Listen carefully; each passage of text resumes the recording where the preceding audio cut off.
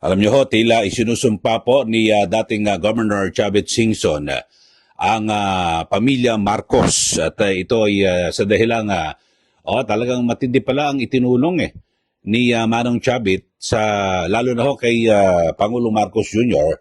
nang siya po ay komandidato at hanggang sa mailuklok diyan po sa Malacanang. Grabe ho. At talagang inisa-isa po yung mga parang naglabas po ng sama ng loob Ito hong si Manong Chavit Singson at lumilitaw na siya po ay nabudol at walang utang na loob. Itong mga Marcoses, partikular, ito pong si Pangulong Marcos Jr., sabi niya mukhang nagkasakit po o nagka-Alzheimer dahil sa nakalimutan po siya. Grabe ho yung kwento ho rito ni Manong Chavit Singson. At siya ho ang dahilan, kung tutusin siya po ang dahilan kung bakit naging Pangulo ito pong si BBM, mga kababayan. At grabe ho, no? Parang kawalan ng utang na loob ang ginawa. Ganyan pala, grabe ho ang ugali ni Pangulong Marcos Jr. Kung pagbabasihan po natin, ito hong kwento hinagpis ni dating Governor Chavit Singson. Siguro maganda panoorin po natin at mapakinggan nyo para kayo na po ang magsabi. Pero bago natin ituloy yan, mag-subscribe na po kayo sa mga bago lang po sa ating channel para kayo updated dito po sa ating palatuntunan. Eto na ho, mga kababayan, naglabas po ng sama ng loob itong si Manong Chavit Singson at sabi niya ay kailanman ay hindi na po siya susuporta sa mga Marcos. At sa 2028, ang kanyang susuportahan ay ito pong si VP Sara Duterte sa presidential elections. Pakinggan ho natin itong paliwanag at hinagpis ni Manong Chavit Singson. Jaime, thank you for coming. So we could start the early campaign of Bongbong for Vice President. Dinaya lang sabi niya. But Manong Chavit sa plan. Manong, can you tell us a plan? Kako, magpapile tayo for President, ay for Vice. Marami kang makakalaban dyan. Kung ang gusto kong mangyari, mag-file tayo ng for president, wala pa nang papile Pero pag nag-file si Sara, you have to slide down, then I have the leverage to talk to Sara, ikaw ang vice, protected ka na.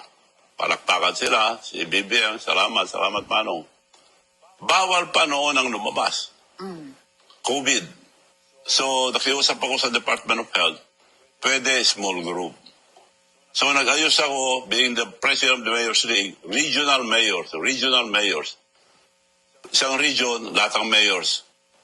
So nakilala si Bongbong sa mga mayors. Yung mga mayors nga, paano si Sara? Then nag-uusap na kami ni Sara, may plano ako dyan ako. For president. Sara for president Hindi, okay lang yan ako. So, nakako naman si Bongbong mag-slide down. In the end, bakit hindi po nag-slide down si nagkataon ng problema nung popular na si Bongbong dahil sabi sa akin ni Bongbong noon, Manong, ang swerte ko, ikaw ang presidente ng Mayor's League. Puro mayors ang minimit ko ngayon. Ang laking tulong ng mga mayors. Nung tumakbo ako noon, wala ako isang mayor, sabi niya. So nung nagka-momentum na po siya, ayaw na mag-slide down? No, wala lang pagkakataon na gano'n dahil nung kinausap ko si Sara na pag nag-file ka, willing si Bongbong, yun ang usapan namin dahil kami mga mayors, committed na kami sa iyo. As we have committed. So he's willing to slide down. Hindi na ako tatakbo ngayon, next time na lang, sabi niya. Bakit naman? Marami rin hindi ko nang makwento yung mga nangyari So, ayaw na niya. So in the end? So, kako kay Bongbong, bingo ako. Wala ka ng kalaban. Yung pinakamalakas for president, ayaw na tumakbo, good for you. Tuwan-tuwa siya. Tuloy-tuloy na kami lahat. Tuloy-tuloy. Ako lahat ang di namin tinatakang plano ko, kasama ko siya, ako nagkukontak sa mga mayors, ako nag-aaray sa lahat. Support. Pag may banat kay Bongbong, ako nagsasagot.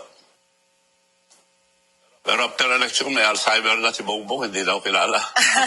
So ngayon po ba, kanino kayo mas malapit? Kay President Bongbong Marcos or kay Senator Amy? Actually, kaya lang, malapit naman ako dahil tinutulungan ko sila tuwing eleksyon. So, ito na siguro last na pag-support namin sa mga Marcoses dahil hindi na may kilala. Okay, so ngayon po, ang support nyo, kung sakaling tumakbo si Vice President Sara sa 2028, will be with I will Vice support her. President. Okay. And Sabi, Okay, so maliwanag po ang kwento, pahayag ni Manong Chavit Singson na parang siya pala ho, no, ang nagplano na kung saan ay, di ba, kasi nung mag-election 2022, ay ang talagang intensyon lang pala ni BBM ay tumakbo na vice presidente. Yun ho, mga kababayan. At kasi talagang matunog doon, tatakbo ito pong si BP Sara ngayon, no? Na kung saan ay talagang siya po ay pinaka-popular.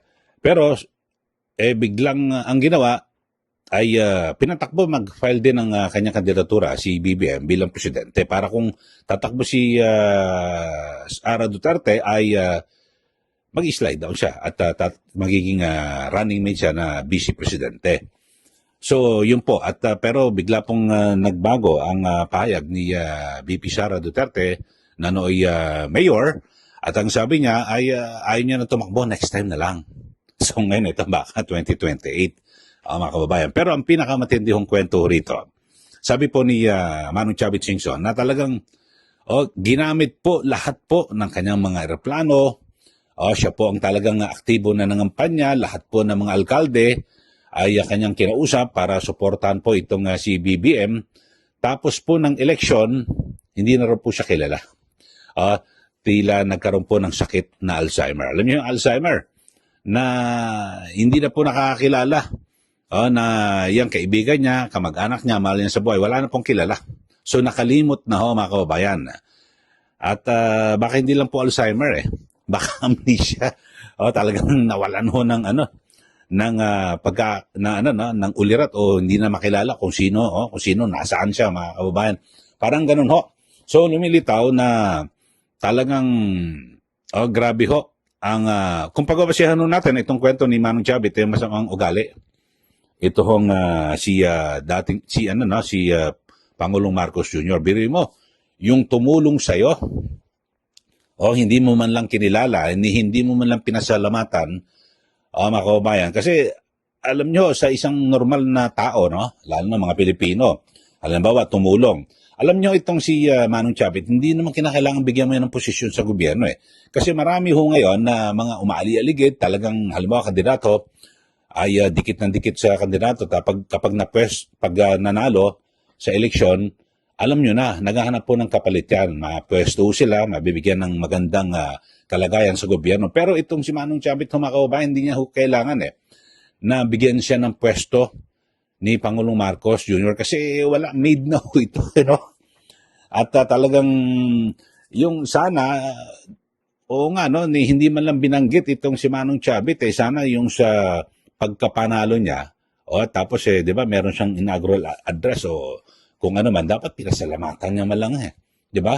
Sa kanyang talumpati na unang-una sa lahat, maraming salamat po sa mga bumoto sa akin at sa Panginoon at hindi ko po kakalimutan na isa po sa talagang importanteng tao na tumulong sa akin ay itong si Manong Chavit Singson. Wala ho.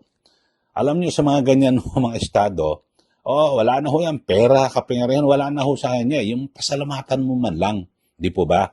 Di ba tayo mga ganong mga Pilipino, alam ba may tumulong sa'yo, sabi mo medyo nakakaangat sa buhay, hindi mo naman kailangan bigyan ng pera yan magpasalamat ka lang, ayos na.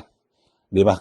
Maligaya na po sila at kasi marami po sa ating mga kababayan na yung maluwag sa kanilang puso na tumulong sa kanilang kapwa. Pero dito ho, ay sabi po ni Manong Chavit ay huli na noong 2022 elections yung kanyang pagtulong sa pamilya Marcos. So, lumilitaw ho mga kababayan na di ba may blockage dyan sila sa Northern Luzon? Mukhang wasak na po ito. Kasi malaki po yung papel, di ba? Ni Manong Chavit Singson. Ilocos Sur region, talagang kanila po yan, no? At Baluarte. So hindi na rin po sila makakaulit. At ang matindi ho rito, sa 2028 presidential elections at kung tatakbo, sabagay may mga indikasyon na tatakbo, ito pong si VP Sara Duterte, yun na po ang kanyang susuportahan. Kung sakasakali ho mga kababayan, mahahati na po yung norte.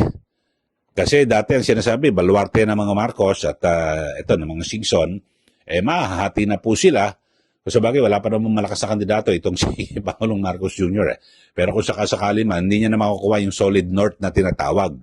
Wala na pong solido. Dahil sa ngayon po, ay tila nagdeklara na po ito pong si Manong Chavit Singson na hiwalay na po sila sa mga Marcos. At wala na kasi parang lumilito po. Walang utang na loob grabe ho, talaga.